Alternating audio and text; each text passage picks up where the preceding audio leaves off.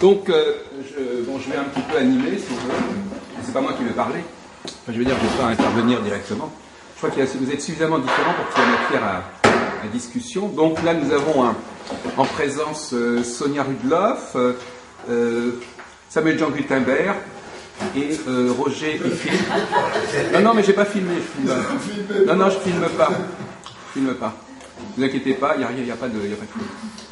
Et donc, le premier point, moi, en tant qu'observateur du milieu astrologique, moi, ce qui m'intrigue le plus, c'est que quelque part, au niveau des techniques, le calcul, je ne dis pas qu'elles sont les mêmes, mais elles relèvent d'une même démarche, c'est-à-dire, on fait le thème natal, et puis après, on fait avancer les facteurs du thème natal selon certaines progressions qui ne sont pas forcément les mêmes, mais c'est le même principe, c'est-à-dire qu'on est un petit peu en démarquage par rapport à la réalité astronomique.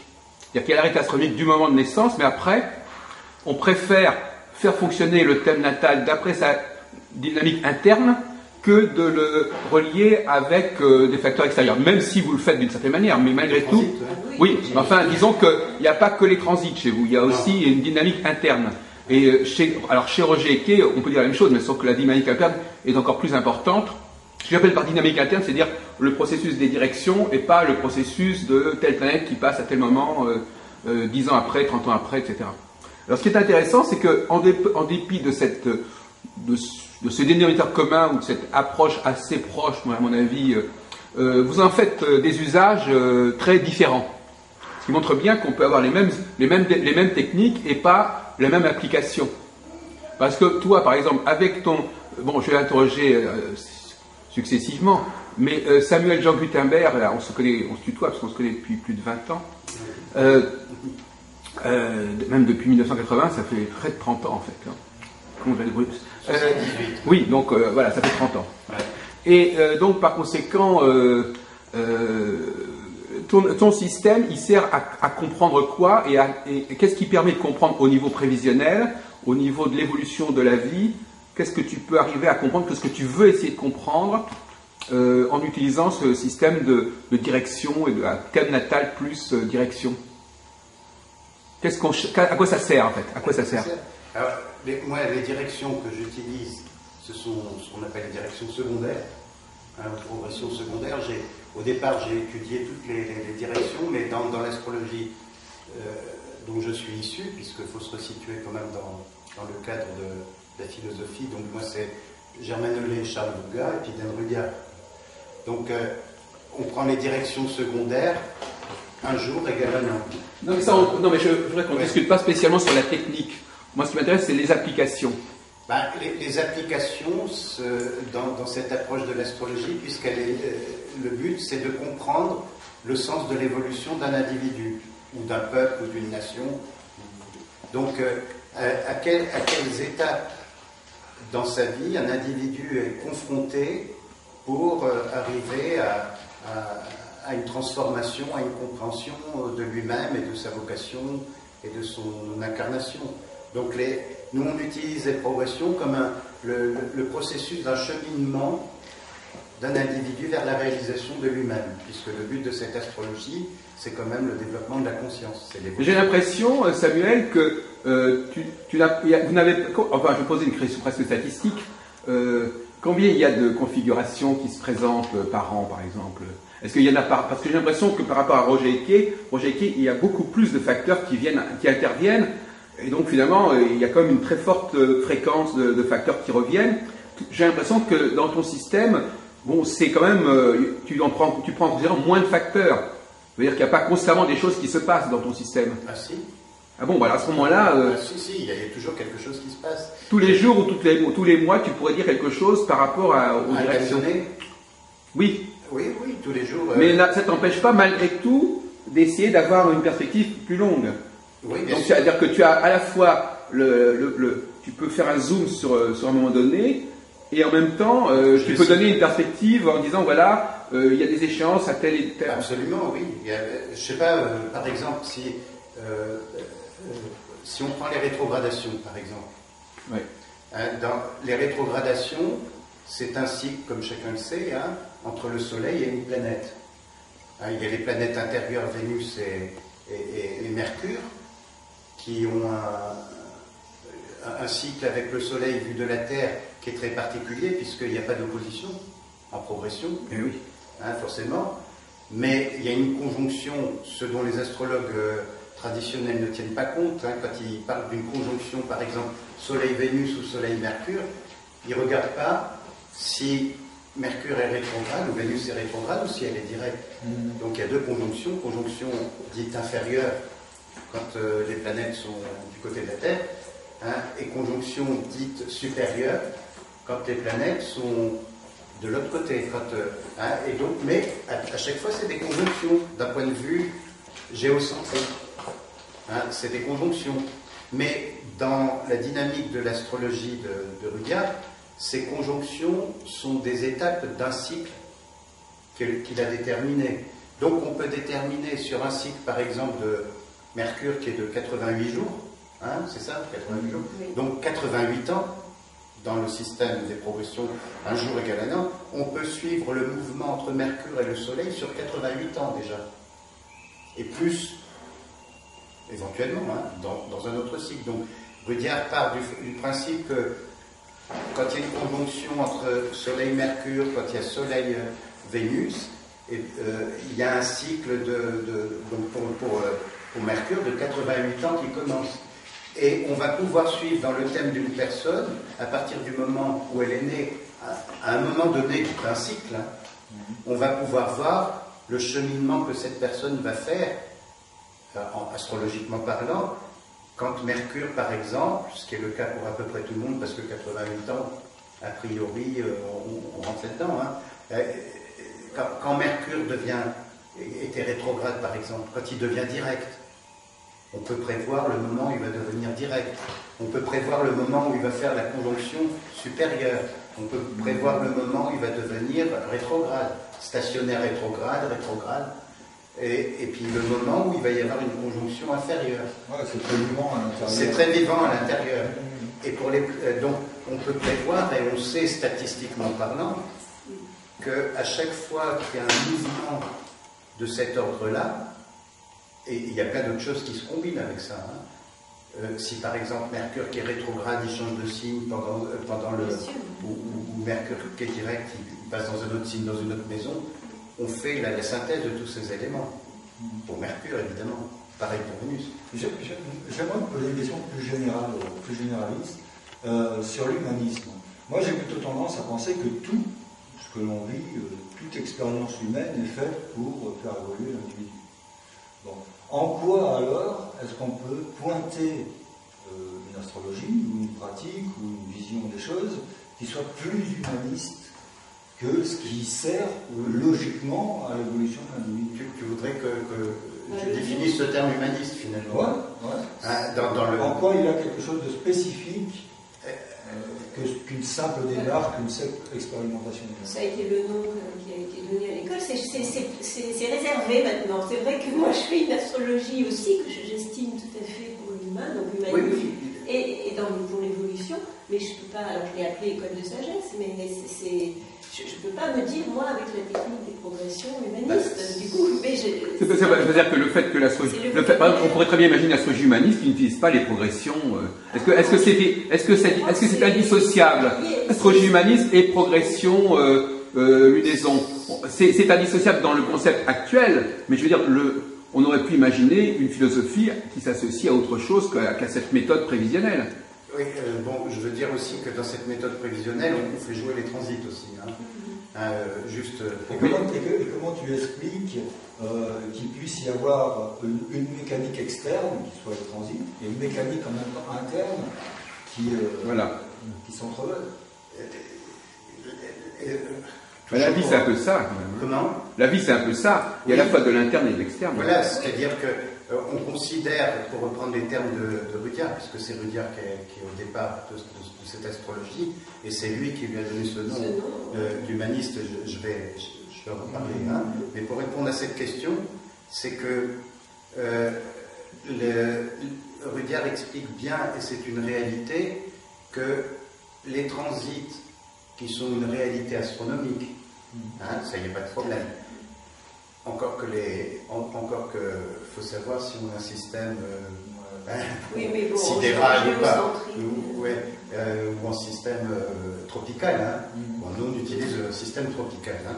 Donc les astronomes vont nous dire que non, ça ne colle pas. Bon, oui, bon, cette parenthèse fermée. Les transits qui sont extérieurs représentent la pression du collectif sur l'individu. Voilà comment Rudhyar l'explique. Hein, c'est-à-dire, c'est quelque chose qui apparemment est lié à notre implication en tant qu'individu dans une société, une collectivité, dans le monde. Et les énergies qui nous amènent à nous transformer ou à nous réfréner, s'il s'agit de Saturne par exemple, sont liées à ce qu'on vit à l'extérieur. Les progressions qui partent de donc un jour égale un an, pour cette progression-là, un jour égale un an, ça c'est particulier à chacun de nous. C'est-à-dire que c'est les progressions de notre thème natal à nous, c'est pas les choses. Donc c'est le cheminement individuel, personnel, intérieur, qui est proposé par, alors on peut l'appeler différents noms, par l'âme de la personne, par son être essentiel, c'est ce qu'elle s'est programmée de vivre à l'intérieur, et là on peut en voir les échéances. Alors les personnes qui n'utiliseraient que pour leur thème personnel que les transits ne feraient que mesurer la pression du monde sur leur... On a suffisamment d'informations malgré tout, hein, sur le sens d'une destinée, avec les transits.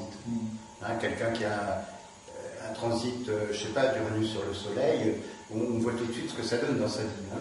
Mais comment va-t-il répondre à ça? Ça, c'est les progressions qui vont nous dire. Quel sens ça a pour lui, cette pression? Hein, on dit Uranus sur le Soleil, c'est une transformation, un changement d'orientation, une transformation de la conscience et tout. Hein, ce qui est vrai, hein, je me rappelle avoir étudié le thème de Nietzsche une fois. Et Nietzsche, il est devenu fou, entre guillemets, quand Uranus est passé sur son Soleil. En poisson d'ailleurs, hein, c'était ainsi, mes souvenirs sont bons. Mais enfin bon, il s'est passé quelque chose, mais qui nous dit que lui, qui n'était plus connecté apparemment sur ce plan de l'incarnation, n'était pas connecté par ailleurs sur un autre plan. On n'en sait rien. Hein, il était peut-être connecté. Mais bon, ça c'est des suppositions. Hein, mais c'est des réflexions qui peuvent découler du travail que je fais, parce que l'astrologie humaniste s'intéresse aux différentes spiritualités, aux différentes psychologies des profondeurs. Donc ça sous-tend tout ce travail-là. Hein. Alors, je ne sais pas si j'ai... sur l'humanisme. Oui, sur l'humanisme. Mais j'ai encore une chose au niveau technique. On utilise les progressions, les transits, les progressions directes, ce qu'on appelle progression directe, c'est-à-dire autant de jours après la naissance que l'on a d'années, hein, si on a 30 ans, 30 jours après la naissance, mais on utilise aussi ce qu'on appelle les progressions converses. Oui, Bertrand aussi, oui. Hein, c'est-à-dire autant de jours avant la naissance que l'on a d'années. Et on fait la synthèse de tous ces éléments-là quand on étudie un thème, pour savoir où on est une personne. Est-ce que tu arrives à avoir un schéma, presque mécanique de tout cet assemblage? Ou est-ce que c'est une synthèse qui est après pensée, mais sans que toutes les parties puissent s'imbriquer? Comment tu expliquerais le schéma individuel avec les converses, les directions secondaires? Comment ça s'imbrique tout ça? Ça s'imbrique.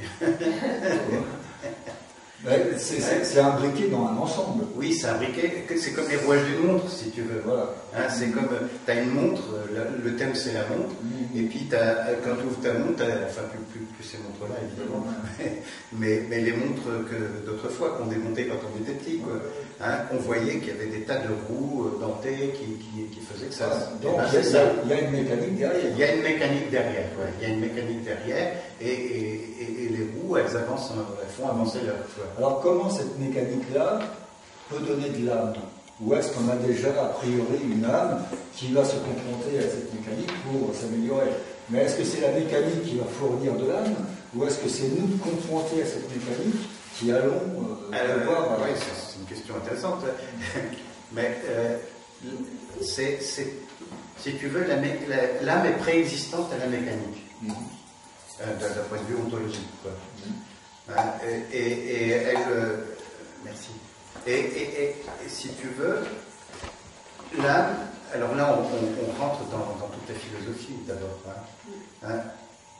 qui est la philosophie liée au bouddhisme, ou à l'hindouisme, ou à toutes les spiritualités. Je ne parle pas des religions, évidemment, on est bien d'accord, mais aux spiritualités, à la Kabbale, on retrouve les mêmes choses. C'est que l'âme s'incarne dans un corps de vie en vie, on l'accepte ou on ne l'accepte pas, hein, et elle a un chemin à faire pour retrouver son unité avec, on peut l'appeler le divin, on peut l'appeler comme on veut, mais une unité qui fait que on devient un être de sagesse. Tu parlais de sagesse, hein, c'est-à-dire qu'au bout du compte, si vraiment on fait ce chemin intérieurement, eh bien, qu'on arrive à cette unité entre l'âme et la personnalité, entre l'être incarné et puis son être essentiel, son être existentiel et son être essentiel, on arrive à un état d'être qui transcende, si tu veux, les passions. Ce qui ne veut pas dire qu'il n'y a plus de passion, mais qui transcende des passions, qui, si tu veux, ce que les bouddhistes appellent l'état de Bouddha. Hein, c'est-à-dire, il n'y a pas besoin d'aller dans les spiritualités pour chercher ça, c'est-à-dire que ça donne une certaine attitude face à la vie qui fait qu'on est en paix avec soi-même et en paix avec le monde. Et le fait qu'on apprend à être en paix avec soi-même et avec le monde fait que, comme c'est nous qui créons le monde, nous n'engendrons plus la haine, la guerre et tout ça. Et donc il y a des types de comportements, par exemple, quelqu'un qui est en processus d'intégration, comme disait Jung, si tu veux, eh bien, il va apprendre à respecter les autres. Si c'est un lion compulsif au départ, eh bien, il va apprendre à ne plus être un autocrate, par exemple, mais à être un chef, d'accord, parce que c'est dans la nature du lion d'être un chef, mais un chef, c'est harmoniser les énergies, si tu veux. Donc, dans cette mécanique astrologique, nous avons les différentes étapes à laquelle l'être est confronté pour faire ce cheminement. Si tu veux, par exemple, qu'est-ce que je vais prendre?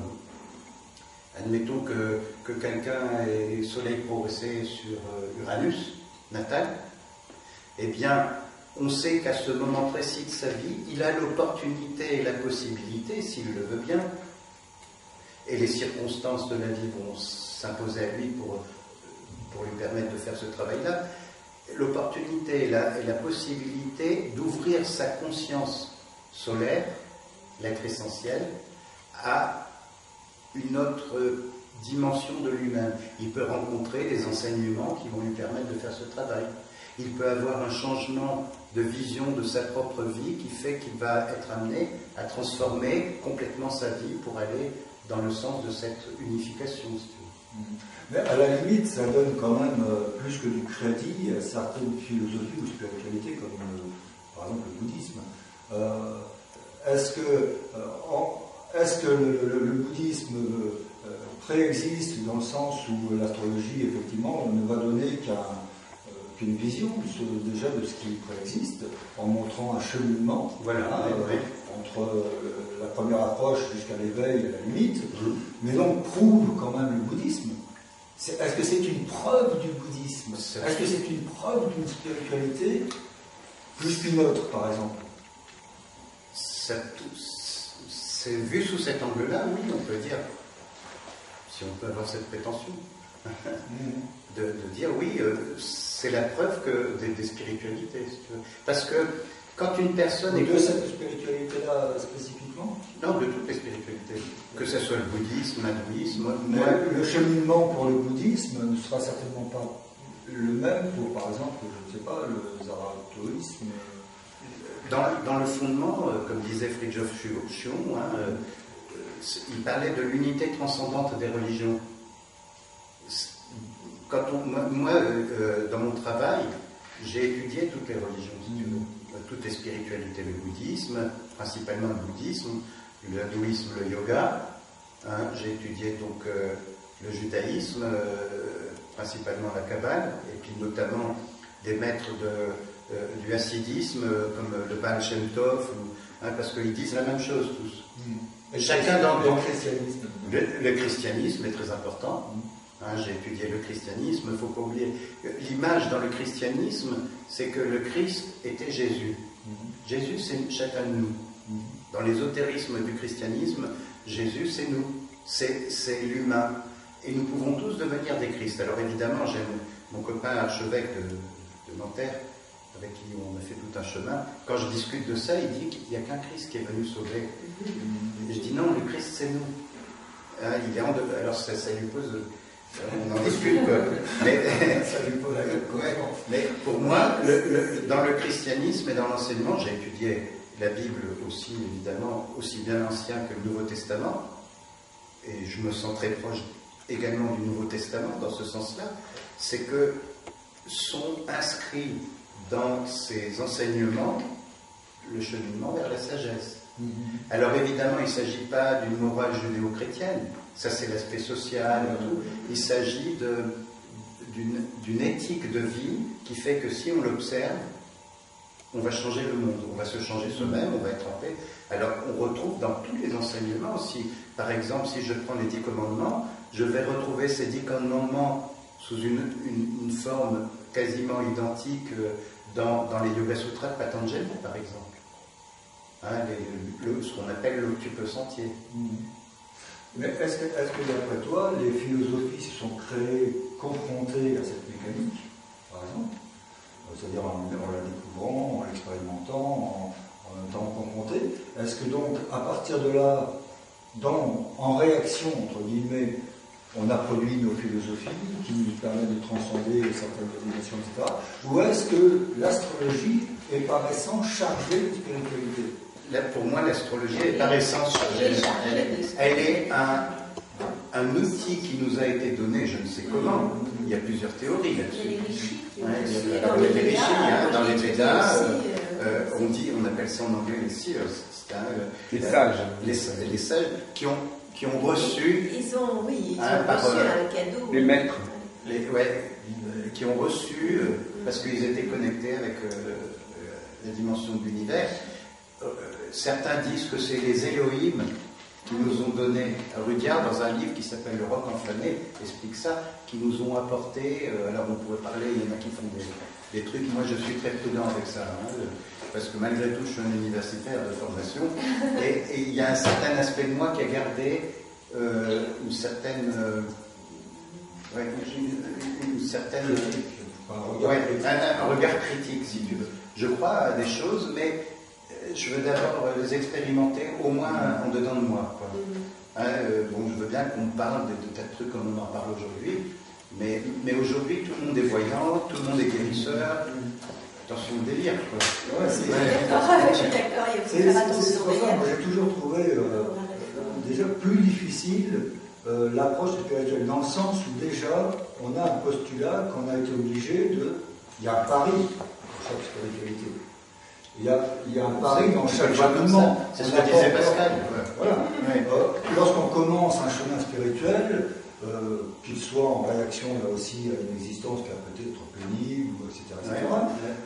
On n'en est pas arrivé à la finalité. Non, on n'est pas éveillé, on n'est pas sauvé, on est bien d'accord. Ok. Donc à partir de là, il y a un pari à continuer cette Alors il y a déjà un pari qui est spirituel, et il y a un pari qui est encore actuel de l'astrologie. Alors, on va essayer de mesurer les choses, on va essayer de se servir de choses qui sont le produit pour l'instant de deux paris. On n'a aucune finalité à la chose. Tant qu'on n'est pas mort, on ne saura pas si on a raison.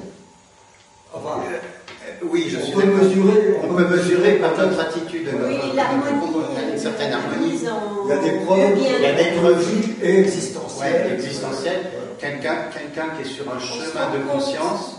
Voilà. C'est fluide. Donc, ce sont des preuves intimes qu'on a. C'est plus qu'intime. Voilà. Et c'est perceptible, par contre, aussi par les autres.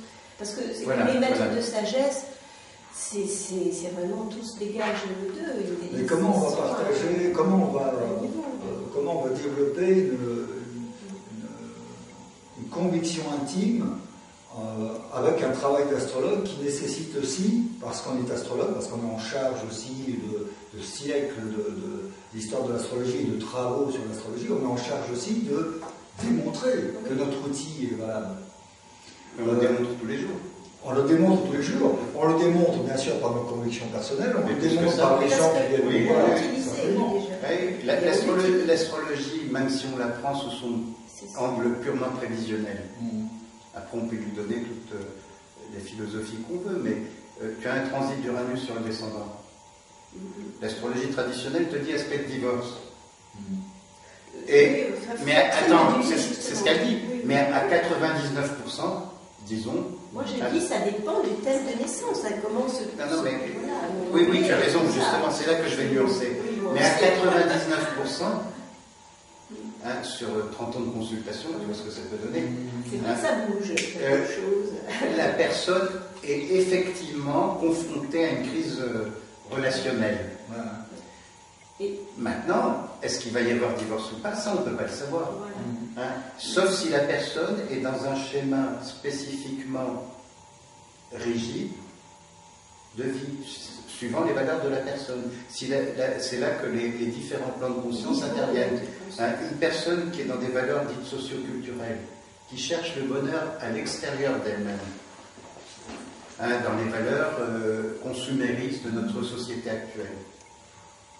Et qui, pour cette personne, le couple, la notion de couple, puisqu'on parle de l'aspect relationnel, fait partie de la même type de consommation, on pourrait dire comme ça, que d'avoir un métier, que d'avoir... Le couple, c'est pas ça. On sait très bien. Lui, il risque d'être emporté. Donc lui, il risque d'être emporté. Et dans la majorité des personnes qui ont eu effectivement un divorce à ce moment-là, c'était des personnes qui étaient enfermées dans un schéma rigide auquel ils n'avaient pas donné un sens personnel, si tu veux. Ils n'avaient pas de racine. Ils arrivaient. On se mariait parce qu'il faut se marier, parce que la société dit qu'il faut se marier, parce que peut-être on a des coups de foudre maintenant et tout ça, mais il n'y a pas, on attend de l'autre à ce niveau-là qu'il comble nos besoins, qu'il comble nos désirs, consciemment ou inconsciemment. Alors que, quand plus on avance sur un cheminement d'éveil, comme on disait, de sagesse, on est autosuffisant, self-sufficient, ils disent. Donc, on n'a plus besoin de l'autre pour qu'il comble nos besoins, quels qu'ils soient, sexuels, émotionnels. L'autre, c'est un compagnon de route. Il devient, parce que lui-même a fait ce chemin-là, il devient le compagnon de route avec qui on partage un chemin. Tu vois, et donc la relation prend une autre signification. Mais comme ce chemin est long, même si on est éclairé et éveillé, on a quand même notre être, c'est là où, tu vois, donc, quand on a un transit d'Uranus, on va être confronté à ce qui reste en nous d'état de dépendance par rapport à certaines notions, tu vois. Pour quitter un peu la spiritualité, mais la même chose, le même schéma, même en termes de psy, je vois qu'on utilise par exemple énormément la psychologie jungienne, entre autres. Bon, certaines restent un petit peu à la freudienne. Oui, là, c'est sûr. Mais qu'en est-il de la psycho d'Adler?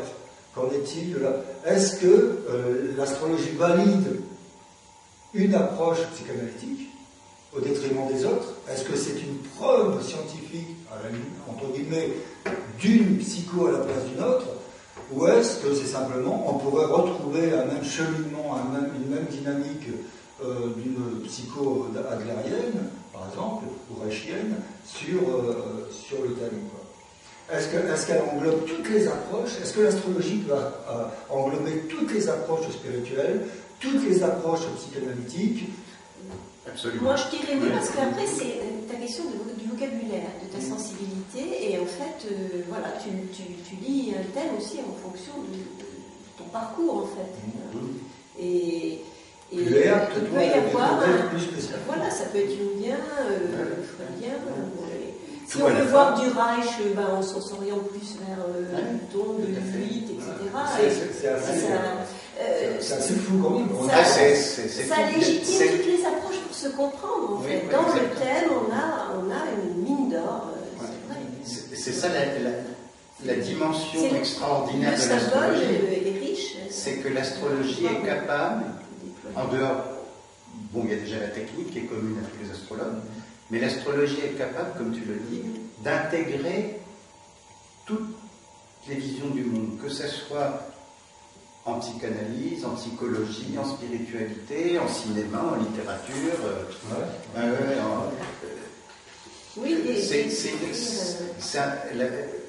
Je me rappelle à des premiers livres que j'avais lus, bon, je ne suis pas d'accord avec les philosophies de l'auteur en question, qui s'appelait Hadès, mais c'était un livre que j'avais trouvé très passionnant qui s'appelait L'univers de l'astrologie. Ouais. Et je l'avais trouvé vraiment, vraiment intéressant parce qu'il montrait à sa manière et avec son idéologie à lui, qui n'est pas la même idéologie que la mienne, parce que Hadès, c'est un mec de droite, si je puis dire, voire d'extrême droite. Mais je ne veux pas dire par là que la gauche est mieux que la droite. Je veux dire par là que certaines valeurs qui sont prônées par Hadès sont incompatibles, même s'il se réclame aussi de la spiritualité, avec la bienveillance, comme disent les bouddhistes, la bienveillance et la bonté fondamentale de l'être humain. Quand il condamne la psychanalyse, il dit la psychanalyse, l'œuvre du diable, par exemple. Quand il condamne les homosexuels, je ne suis pas homosexuel, c'est pas ma tasse de thé. Je ne veux pas juger de gens qui sont homosexuels sur le bien fondé de l'homosexualité. Moi, quand j'ai un homosexuel qui vient en consultation, c'est un être humain comme un autre. Je l'accueille comme j'accueille. Mais pourtant, il se trouvait bien certainement dans sa vision de l'astrologie. C'est son histoire. Mais ce que je dis, c'est on fait l'astrologie qui correspond à sa nature. On voit quand même une structure astrologique relativement molle. Qui peut se façonner à la vision. Elle est, oui. Malléable. On n'est pas dans les montres molles. Non, il y a l'essence molle. Non. Oui. Elle est adaptable, ouais. Adaptable. Ouais. Moi, personnellement, tel que je pratique l'astrologie, je trouve que c'est le génie de l'astrologie. Après, il y a les êtres humains. Et comment ils utilisent ce génie de l'astrologie, ça dépend de leur niveau de conscience, je veux dire. Et c'est pour ça qu'on peut faire une astrologie absolument, on pourrait dire noire, voilà, on peut lui donner une coloration. Elle peut être de qualité, elle peut être très malveillante, l'astrologie. C'est l'auteur, l'astrologue derrière, qui a cette éthique nécessaire. Oui, mais justement, comment on va valider une vision plus juste qu'une autre? Je rappelle qu'autrefois... Autrement que dans les prolongements humanistes... Voilà, autrefois, les astrologues, c'était pas n'importe qui était astrologue. C'était des prêtres. Il fallait passer par... Il fallait passer par tout un processus chez les Égyptiens, chez les Chaldéens. C'était opté et coopté, enfin, il y avait un effet de reconnaissance de certaines qualités, il fallait passer des absolument. C'était pas n'importe qui pouvait être astrologue. Moi, je déplore justement qu'il n'y ait pas réellement... Mais on est au 21e siècle. Après, chacun se regarde dans sa glace. Moi, je pense que j'ai fait ce travail de me dire, j'en suis où pour me donner la sévère, mais puis ça doit être régulier, en fin de compte, c'est un travail personnel, voilà. Mais je n'ai pas attendu qu'on me dise, oui, tu es capable, etc. Et ça fait quand même un peu bizarre. On est un des rares métiers à pouvoir, en effet, comme on dit... S'auto-proclamer astrologue. Mais moi, ceci dit, moi qui suis aussi lié à ces enseignements, dans les enseignements spirituels, quels qu'ils soient, ou n'importe où, il y a toujours un gourou. Et là, je l'emploie dans le terme... oui, le joli terme. Oui, dans le vrai sens du terme, gourou. En sanskrit, gourou, ça veut dire celui qui dissipe les ténèbres. Celui qui apporte la lumière, notamment.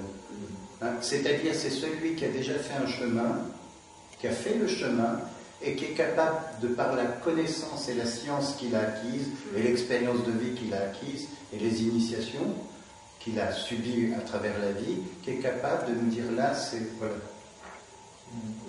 Dans tous les métiers, il y a un gourou, finalement. Tu veux apprendre le piano, tu vas chez Nadia Boulanger, enfin, à une certaine époque. Tu veux apprendre en Inde, un musicien qui est reconnu à ses disciples et à son groupe. Moi, dans ce sens-là, j'avais, et j'ai toujours, et je m'y réfère toujours, 2 maîtres, hein, une femme et un homme, Germaine Hollet et Dan Rudyard, qui m'ont adoubé en quelque sorte, et qui m'ont permis d'être astrologue. Ils m'ont donné, ils m'ont dit, voilà, comme un compagnon fait son chef-d'œuvre, et l'artisan, et ben, quand il y a des gens qui m'ont dit, tiens, l'astrologie que tu fais, ça m'intéresse, est-ce que tu veux pas faire mon tel?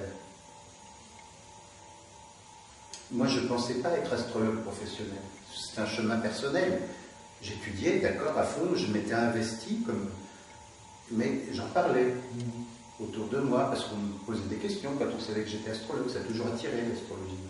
Malgré tout, ça fait partie de l'intention collective. Hein. La manière dont j'en parlais, ils me disaient, ah, tiens, tu peux pas me faire mon thème? Alors j'en ai fait comme ça. Puis un jour, un ami m'a dit, mais tu sais, au lieu de faire des petits boulots à droite, à gauche pour survivre comme tu le fais, j'étais correcteur d'imprimerie, mon dernier métier avant d'être astrologue, le dernier job que j'ai fait, je faisais ça à mi-temps pour pouvoir consacrer le reste du temps à la recherche. D'accord, je vivais chichement, hein, petitement, mais j'étais heureux. Et mon ami, qui a été mon psychanalyste à un moment donné, et avec qui je travaillais, c'était un psychanalyste jungien, il m'a dit un jour, écoute, tu sais, tu l'as peut-être connu, il s'appelait Claude Macperot, il a participé à certains colloques en tant que psychologue. Notamment un colloque qui s'appelait Science sans conscience, ou Science et conscience. Ah oui, à la Porte-Maillot. À la Porte-Maillot en 85. Oui, oui, tout à fait. Ouais. Et donc, c'est l'encyclopédie. Ah oui, bah oui, là, Jacques, c'est l'encyclopédie vivante de l'astrologie. Et oui, c'est l'historien de l'astrologie. Acteur et observateur. Et acteur aussi. Et il m'a dit comme ça, cet ami m'a dit, écoute, moi je pense que tu devrais ouvrir un cabinet d'astrologue. Je dis, mais ça m'est jamais venu à l'idée. Il me dit, oui, maintenant, au stade où tu en es, tu pourrais être astrologue. Alors, je suis allé voir Jacques Berton, qui était mon premier professeur, et je lui ai dit, Monsieur Berton, j'étais major chez Berton, parce qu'on passait des examens, et je lui ai dit, Monsieur Berton, voilà, on me demande d'ouvrir un cabinet d'astrologue, j'ai des demandes, est-ce que vous pensez que je suis apte à le faire et tout ça? J'avais besoin, comme un disciple, d'avoir un maître, que mon maître me donne le feu vert. Mais Berton me dit, oui, je vous l'ai toujours dit, c'est le moment, il faut y aller. Je vais voir Germaine Hollet, je ne connaissais pas encore Rudyard à ce moment-là. Je vais voir Germaine Hollet, et je dis, écoutez, Madame Hollet, voilà, qu'est-ce que vous en pensez? Elle me dit, pas de problème, je vous soutiens, allez-y. Et ça m'a donné l'élan. Je me suis dit, bon, mes maîtres disent que je peux l'être, je vais le faire. Je savais que je pouvais l'être. Hein. Moi, mon thème l'indique et tout ça. Plus tard, quand j'ai vu Rudyard et puis que j'ai travaillé avec lui, d'abord correspondu, après je suis allé travailler 2 ans avec lui aux États-Unis, il m'a enseigné tout ça. Et Rudyard m'a donné l'autorisation de diffuser sa pensée. Bon, voilà, pour moi c'est important. Bon, quand on regarde mon thème, on comprend pourquoi. Moi j'ai Jupiter en maison 9 en Sagittaire, au milieu du ciel, et j'ai 4 planètes en maison 12, donc Jupiter est très important pour moi. Ouais, c'est ta vision. C'est ma vision. Ouais, c'est ta carte. Et d'un autre côté, c'est mon astrologie, mais j'en fais pas un dogme, si tu veux. Parce que je sais qu'il y a d'autres approches de l'astrologie qui ont, justement, comme on disait tout à l'heure, tout autant de valeur que mon approche, qui peuvent apporter tout autant de bien à des personnes qui sont en résonance avec cette approche-là. Je ne vois pas pourquoi ce que moi je dis, ça serait définitif et catégorique. Mais est-ce qu'il existera un jour une mesure scientifique? Est-ce que l'astrologie, comme discipline, pourra être un jour reconnue comme discipline à part entière, revenir à l'université? Elle l'a été. Ouais. Hein, et depuis Colbert, comme on sait, c'est bien depuis Colbert. 666. Et on sait pourquoi elle a été éjectée, mais elle l'a été. des universités? Je pense que l'évolution dans laquelle on est fera qu'un jour elle reviendra. Dans une autre forme peut-être de pensée de société. Dans certains pays, surtout les pays anglo-saxons, elle est enseignée. Et est-ce qu'il serait bon, dans cette reconnaissance, dans cette recherche de reconnaissance, est-ce qu'il serait bon de séparer un petit peu ce qui est de l'ordre du message et ce qui est de l'ordre de la structure mécanique?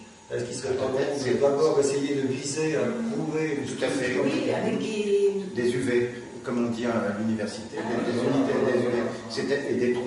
C'est-à-dire qu'en première année, bon, déjà, on apprend les bases. En deuxième année, c'est pour ça que moi, je fais une astrologie pour astrologue.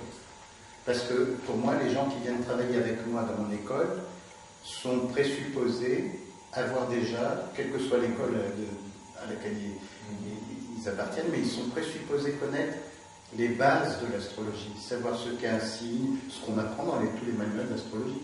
Mais moi, ce qui m'intéresse, c'est effectivement l'aspect de la philosophie, de l'astrologie. Donc, je pense que l'astrologie ne peut pas être connue comme une science au sens où les scientifiques l'entendent, où la pensée scientiste l'entend. Je sais qu'il y a des astrologues, comme Gauquelin, qui se battent pour être reconnus de ce point de vue-là. Je pense que c'est un faux problème, en ce qui me concerne. Pour moi. Mais je respecte le travail que font ces personnes parce qu'elles sont utiles pour moi aussi. Au moins, ils ne touchent pas au message. Voilà. Le message peut être très vite. Voilà. C'est leur travail. Mais tu reconnais qu'il y a une mécanique. Ah, je reconnais qu'il y a une mécanique céleste. On doit le cerner, c'est vrai. Je l'utilise. Ça, et c'est pas mon travail, c'est le travail de ces personnes-là. Que c'est un peu peut-être le tien, d'une certaine manière, et je respecte profondément ce travail-là, parce que c'est un travail qu'il faut mener aussi, mais je pense que les scientifiques auront toujours du mal à accepter. Oui, parce que pour toi, déjà, dans cette photo est inclus déjà le message. Voilà, le message. Oui, le message du programme de vie, de tout voilà. ça. Bon, parler de ça à des scientifiques, Et est-ce que vous arriveriez à considérer que, à la limite, on enlève le message du cœur du thème, si tu veux, on l'enlève, ça n'est plus qu'un squelette mathématique, ça n'est plus que des rouages d'une horlogerie, on l'enlève et on dit qu'à la limite, la philosophie, la spiritualité est un produit, une résonance humaine autre, qui n'enlève rien à la grandeur de la chose. Si à la limite même on avait trouvé les moyens de transcender certaines choses, pourquoi pas. Mais est-ce que pour vous c'est impossible qu'une structure soit uniquement mécanique? Si on parlait de l'ADN par exemple, une structure qui est biologique. Je me mélange dans la science pure, si tu veux. Est-ce qu'on ne pourrait pas être dans la science pure aussi quelque part dans une dimension au moins de l'astrologie? Oui, je pense qu'il y a une dimension de l'astrologie, mais pour moi, l'astrologie est on peut en parler de manière encore peut-être, je sais pas, c'est une science humaine. Si un jour elle rentre à l'université, ça sera dans le cadre des sciences humaines, comme l'ethnologie, comme la sociologie, comme c'est Edgar Morin, pour moi, qui est aussi un de mes référents dans le travail que je fais, fait un travail, il appelle ça la complexité, il intègre tout ça lui aussi, cette dimension-là. Alors de ce point de vue-là, une astrologie qui serait bien structurée, effectivement. Parce que beaucoup d'astrologues, et je le reconnais, beaucoup d'astrologues qui pratiquent le type d'astrologie que je pratique, ils ne sont pas toujours très structurés. Ils sont emportés par leurs émotions, par leur sensibilité. C'est bien, mais parfois, ça ne donne pas une structure à l'astrologie. Tu comprends ce que je veux dire? Ce qui fait que parfois, ils ne sont pas crédibles parce qu'ils sont trop out of space, quoi. Il y en a beaucoup. Ça, je reconnais que c'est un des défauts de cette un des risques de cette astrologie. C'est-à-dire que des fois, on peut tomber facilement, effectivement, dans des délires, quoi. Comme dans la spiritualité. Ça devient incontrôlable, et puis ça devient risible pour... Parce que la mathématique, elle est partout, elle est en sociologie. Oui. Mais partout, les graphismes, etc. Mais maintenant, partout. on peut effectivement, je pense, c'est pas mon travail parce que c'est pas une structure psychique, c'est pas mon ADN. Oui, mais maintenant, tu utilises cette mathématique. Je l'utilise, oui. Quand tu fais cette liaison, ou 1 degré égale à 1, là, tu as un matériau qui n'est pas humaniste, je peux... qui est technique. Oui. Il y a quand même le rapport au symbole. Tout à fait, Mais à la limite, c'est un langage qui est appelé. On peut démontrer la mécanique, mais la mécanique en tant que telle, c'est science sans conscience, si tu veux. Ouais, au moins prouver quand même que cette science fonctionne. Parce que si je prends le cycle de la lunaison progressée, qui est un outil très important en astrologie humaniste, si on prend cet aspect-là, je peux te démontrer le mécanisme, je peux te l'expliquer techniquement. Dire à tel moment, il y a tel aspect qui se forme, en faisant référence au cycle de la lunaison dans le ciel. Et est-ce que tu penses qu'en plus de l'expliquer, est-ce que tu penses qu'il pourrait même exister une mesure statistique de cette mécanique? Oui, bien sûr, Gauquelin l'a fait. Enfin, il n'a pas fait aussi la lunaison, mais il a tendu à ça. Oui. Gauquelin l'a fait, les travaux. Cette démarche-là, elle est tout à fait possible et probable. Oui. Moi, je pense qu'elle peut être faite. C'est pas mon truc à moi, mais je ne la dénigre pas. Voilà, donc il y a quand même quelque chose qui pourrait être mesurable. J'ai étudié de très près les travaux de Gauquelin. De toute façon, j'ai étudié toute la littérature astrologique. Oui, pareil. Que ce soit en français ou en anglais. Parce que en anglais, il y a des tas de trucs vraiment intéressants, que ça vienne des États-Unis ou d'Angleterre, ou de tout pays, qu'on ne trouve pas en France. Donc, j'ai une bibliothèque d'astrologie assez conséquente. Justement, on avait pensé avec Jacques de temps en temps à aller filmer des bibliothèques personnelles d'astrologue. Et c'est vrai. Alors en plus de ça, avec le bagage qu'a Jacques, les bouquins. On avait été faire un reportage sur la librairie du Graal. Oui. Et on avait donc examiné, on avait mis sur le tapis, sur la table, et donc c'était une émission autour d'un certain nombre d'ouvrages qu'on commentait ou qu'on mettait en évidence. Donc effectivement, si on pourrait venir dans ta bibliothèque et puis tu nous aurais présenté les textes les plus intéressants, et puis on aurait fait un travail un peu historique. On a quelques livres comme ça, un peu comme des petits cailloux blancs partout. Oui, il n'y a pas que Rudyard dans la bibliothèque, il n'y a pas que Germain Nollet. C'est ça qui est très chouette. Il y a Don des romans, il y a Jules Evenot, il y a Antares, il y a tous les livres d'Hadès. Tu continues à en acheter? Oui, je continue. Tu les as gardés depuis le début? Oui, et à chaque fois que je déménage, ça devient. Et moi j'ai déménagé beaucoup parce que ma vie a été faite d'une succession de transformations. La première chose que j'emmène avec moi, c'est mes bouquins d'astro. Et de spiritualité, de psychologie. Mais principalement, tout ça, je le sauve en premier parce que dans tous mes voyages, dans tout ce que j'ai fait, j'en ai perdu des bouquins en cours de route. Mais les bouquins d'astro, ça. Alors, et toi, Sonia? Non.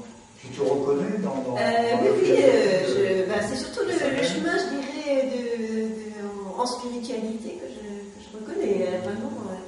Alors moi, dans ma façon de travailler, j'utilise les transits essentiellement, et j'ai travaillé sur une technique qui serait vraiment à valider, parce que sur les 360 degrés. Non, justement, pas du tout. Parce que là, c'est trop symbolique non plus. Moi, j'utilise ça bien. Voilà, alors, non, mais moi, non. Et donc, je n'utilise pas non plus les progressions, mais je les ai étudiées, mais pour ma nature, qui est quand même très feu, il fallait peut-être un outil un peu plus évident et plus pratique et plus, tout de suite, j'allais dire aussi, positif et à donner à la personne, de générosité, c'est ma nature.